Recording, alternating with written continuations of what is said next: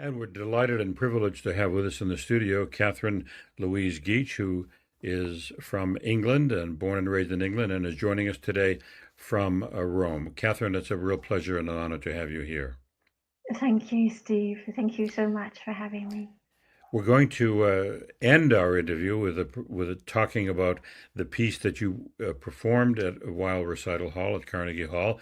It's a Ukrainian folk song, and the translation is "The Duckling Swims." And you told me there's quite a story behind that piece. We'll get to That's that. right. Yes, Yes, thank but you you. were born in London, and you are a violinist, but you're also a dancer. Tell us a little bit Yeah. about your early years in London as a violinist and dancer. Well, actually, I was born outside London, but I studied in London. So when I was 3, I heard the Brahms Violin Concerto played by Yehudi Menuhin. Oh, And I said to my mother, "What is that?" And she said, "It's a violin."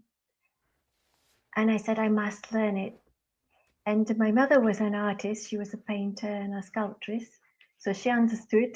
And in those days, we were very lucky. I could get free violin lessons. And so I began to study at the age of 4, because at the age of 3, I was too small to play, that my hands were too small. And I had a wonderful teacher. And a little around the same time, I started to study classical ballet. But it was the violin that's my main calling, and also singing. And yes, and then I went to the Royal Academy of Music. I got a scholarship there when I was about 15 and studied the following year, and that's in London. So then I went to live in London. Yes. mm-hmm. And at the age of 16, you performed the Elgar Concerto. I went to, yes, I performed, it was actually in the Purcell Room, and I performed with the North Arts Youth Orchestra. And I think it was, do you know, I can't remember, it wasn't the Elgar Violin Concerto. I can't remember what work it was, but I was the Right. soloist. So I have to be very honest, I can't. So, but yes.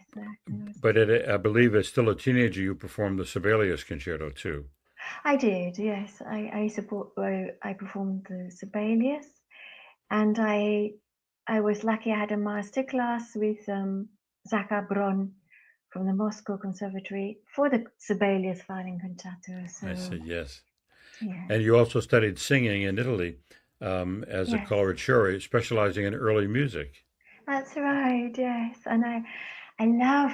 I don't know if you've ever heard Saint Hildegard of Bingen. Yes.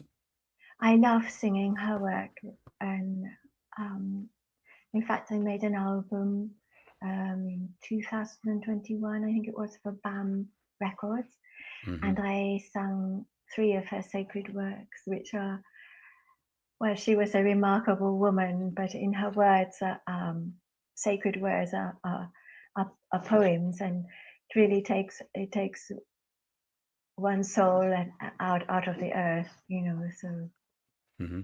I like Now, singing that.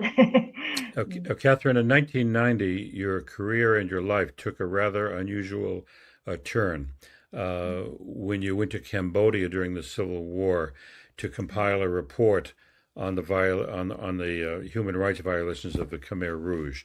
Now, this is a very different topic from the Sibelius Violin Concerto and the violin and ballet and singing.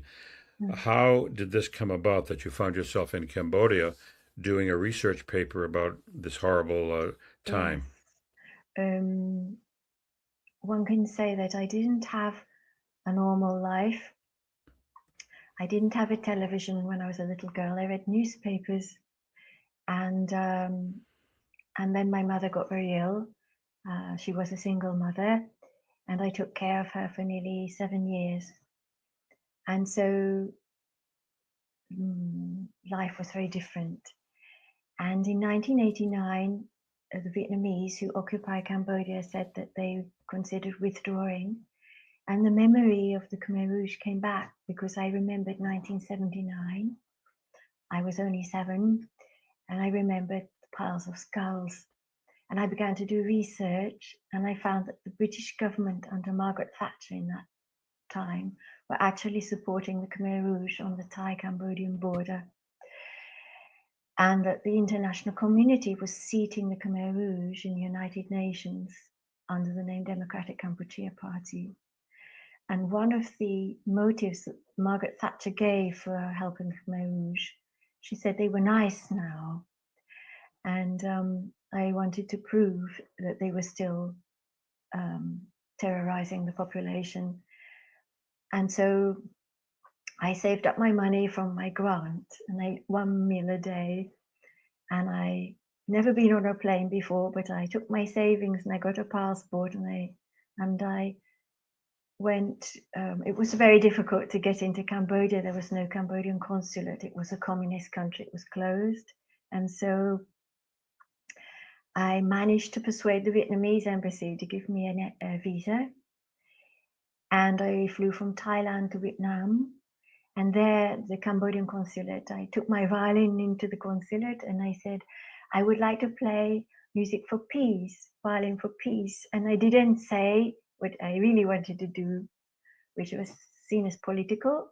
And they said, all right. So the next day I was put in a car with 4 other Cambodian gentlemen from Hong Kong who were very kind and courteous. And it took hours and hours and hours, and we crossed into Cambodia, which was during the war. And there I arrived in Phnom Penh, and with my violin. And it took some time to help the Cambodian government understand what I wanted to achieve.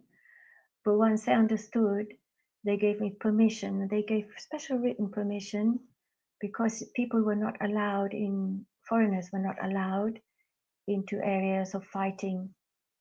And they allowed me into Kampong Spur, Kampong Chnang, and other areas where there was war. And I documented all the atrocities the Khmer Rouge was still committing against the civilian population. And then the Ministry of Culture, they said, will you come and play a concert in the University of Fine Arts? And I said, yes. So I went there, and then they said, please teach. And I helped to teach. And then they said, please come back and teach, because most of our teachers were killed during the Khmer Rouge genocide. And because before, Cambodia was known as the Pearl of Southeast Asia, and they had a very flourishing very ancient traditional music section. And then a Western music, because the King Sihanouk, he was a composer, you see. So, and that's how I went to Cambodia. I went back to the UK. I graduated from the Royal Academy. And I accidentally won a Peace Prize for the report that I wrote about the Khmer Rouge, and that funded really mainly my return back to Cambodia. And then I went back to Cambodia and I began to teach violin. And there I saw that the traditional music of Cambodia was dying because so many, I think all the great traditional Cambodian masters were killed, music masters, except for 7. That's a remarkable story, Catherine. I wish we had more time to talk about this amazing work that you've done and the pioneering work that you've done.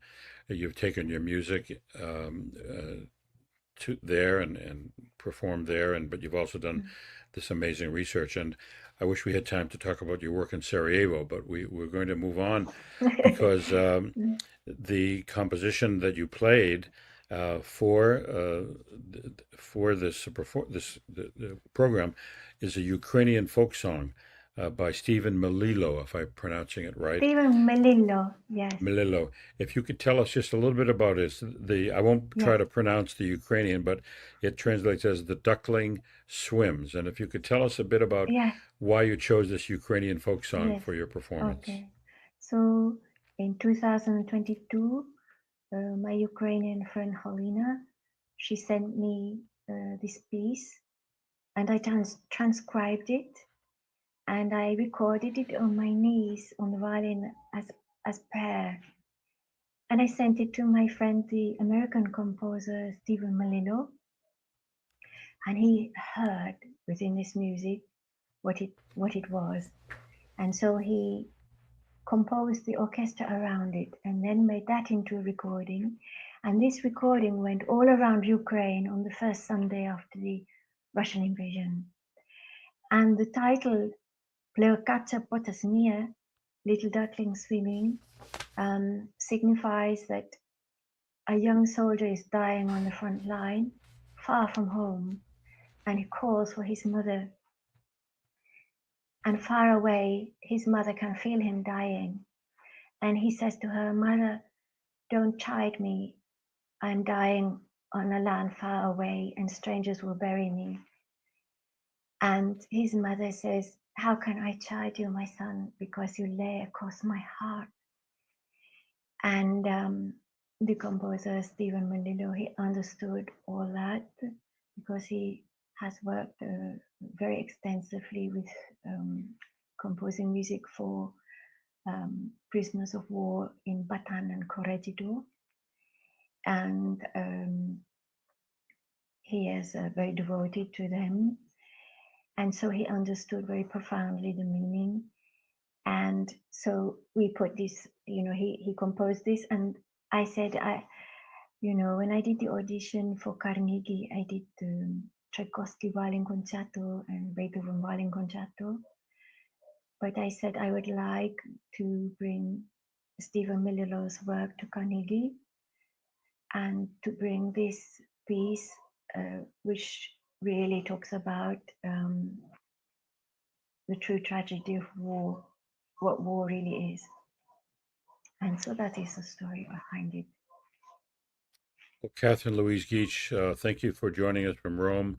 This is a very wonderful composition. I was able to watch some of the rehearsal, and it's very beautiful and moving. And I thank you for all the work you've done as an artist, but also your humanitarian work, we can call it. And bravo to you, and I wish you the best in your life and as you continue your work. Thank you. Thank you, and I wish you all good things for you too. Thank you, Steve. Thank you, Bye-bye. Catherine.